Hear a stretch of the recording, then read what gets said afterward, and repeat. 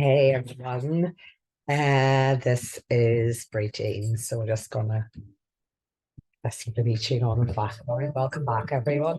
I really turned a corner when I got my hands on that black Gibson J180. It was my favourite guitar. I just loved it. And that sound gave character to my recordings. I listen to the wake, the wind of my soul. Where I left up, well, I think only God really knows.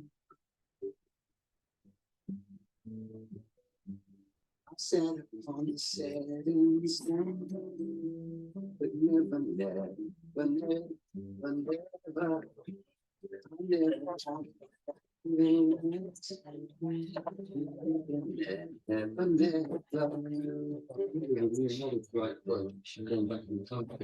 that moment when I first started playing. When I listen to my words, but they fall far below. I let my music take me where my heart wants to go. So on the devil.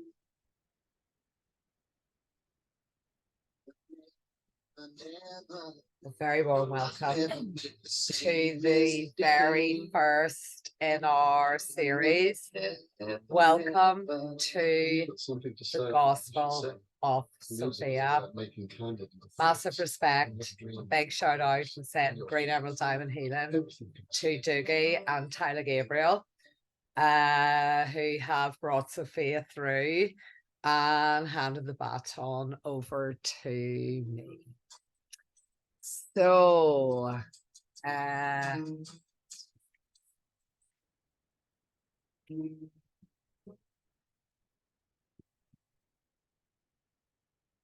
maybe please have the absolute pleasure of introducing you to. I should like to help everyone. Jew, Gentile, black man, white. We don't want to hate and despise one another. In this world, there's room for everyone, and the good earth is rich. We can provide for everyone. The way of life can be free and beautiful. But we have lost the way. We have developed speed, but we have shut ourselves in. Machinery that gives abundance has left us in want. Our knowledge has made us cynical. Our cleverness hard and unkind. You are not machines. You're going to machine. Machines are right. You are not machines. She is the word, subject of creation.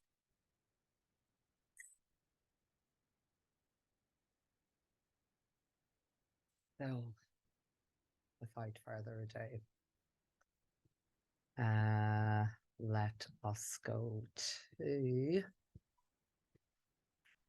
the Gospel of Sophia, Volume 1, the biographies of the divine feminine Ruby Love, Ruby Slippers. You have the power all of my dear. Okay.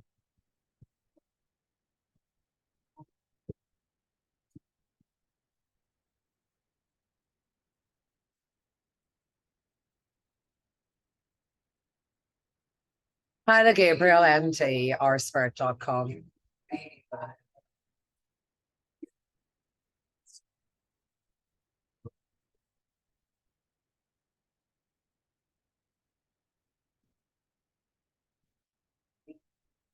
Let's bring her up on the knee here.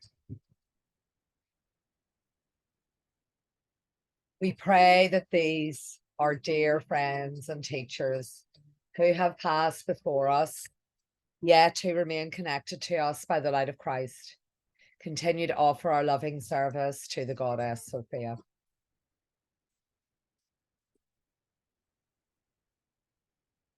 Know her, the first seal, the initial revelation.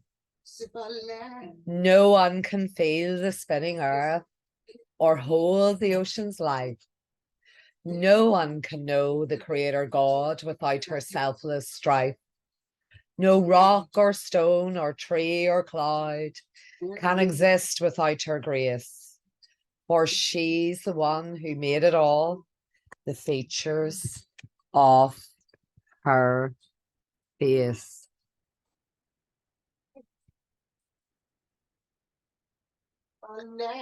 The vision of the triple goddess. No one has seen her triple flaming soul, so brilliant and yet subdued. No one has known her secret ways that labyrinth the soul. No one can dance her birthing song, so deep and suffering true, unless her names she chants again, or gathers the spring morning dew. She was standing before me, a crone with leathery skin and a crepe neck, but eyes that sparkled green, emerald green with vibrancy, and a youth that pierced my soul with a knowingness of ageless wisdom. So deeply did her eyes penetrate me, and with such discomfort that I glanced away. She pointed her crooked, ancient finger back over her shoulder to hot red fields of molten lava that were pouring forth as a rich cake batter might have spilled in folds upon itself as it emptied from a baker's mixing bowl. Through intense heated air, I could see massive pools of percolating magma fed by liquefied rock cascading down a mountain. From the lava pools, 4 bubbling red-hot rivers curved downstream and away into a distant, smoke-hazed horizon. In a silence where all is understood, the wisdom woman brought forth from her cloak an ordinary shovel and held it out to me. With her other hand, she pointed upward to the distant falling streams of molten lava. I accepted the shovel and set off in the direction she indicated with an indication of knowing the destination and then floating into it with a kind of spiritual momentum. I looked behind me to see if the crone was following, but she had faded into darkness and invisibility, with only the sound of her laughter lingering in the aura of fire. As I started to ascend the mountain and headed towards the rim of the summit, I could see a fountainhead of the thick folding churning streams of molten rock. Tightly holding to the shovel as my walking stick, I seemed to use a type of dream will to pole vault and weightlessly propel myself over the streams and pools of liquid fire, yet in little time. The intense heat had melted the blade, leaving only the handle. But this was of no concern to me, as I vision-willed myself to the top of the summit without the constraints of ordinary physics.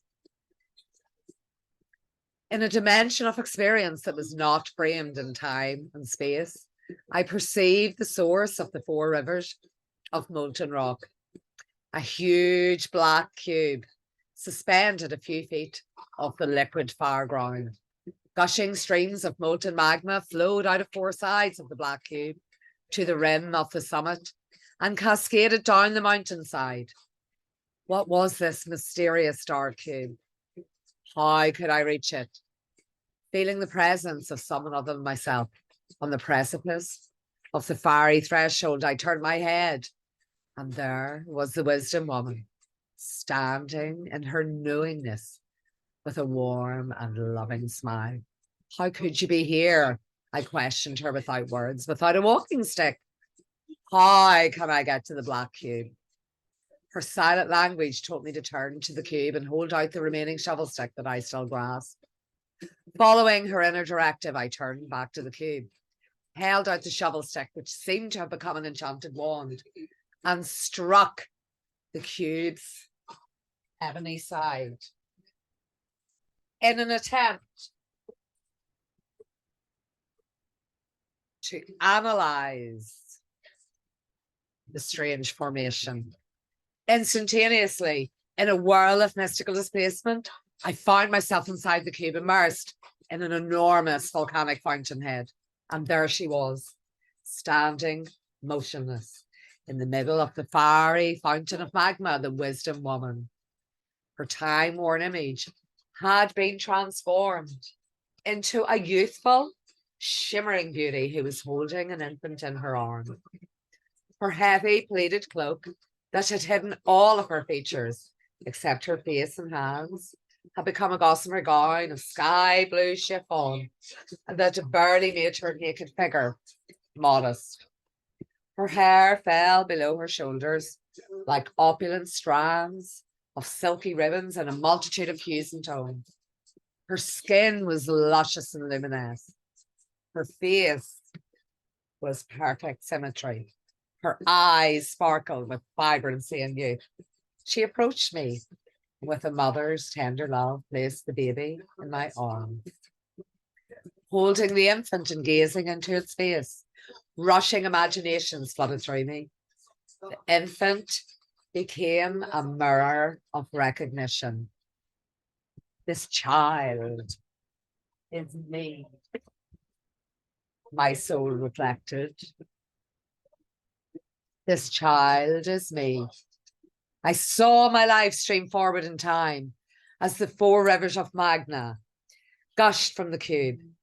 I was the child growing into what I had become, quite unconscious of the guiding forces of the wise woman who stood before me as mother, maiden, crone, hidden goddess. Once hesitant to look into the eyes of the crone, I now hungered to look into her wise gaze, to give me knowledge of myself. Our eyes met and her wordless language began to pour into my heart and soul. You have travelled this path of fire and heat, given only a simple shovel, she thought into me. By trusting forces beyond your physical experience, you willed yourself over fiery obstacles and up to the volcano summit. Then, trusting your intuition in a place where no logic seemed operative, you awakened your unconsciousness to the time and space defying act of holding yourself as a babe. Her parting thoughts to me resounded as I began to wake from my dream. It is time, she said. It is time. Time for what I asked. She smiled knowingly. It is time to birth your higher self.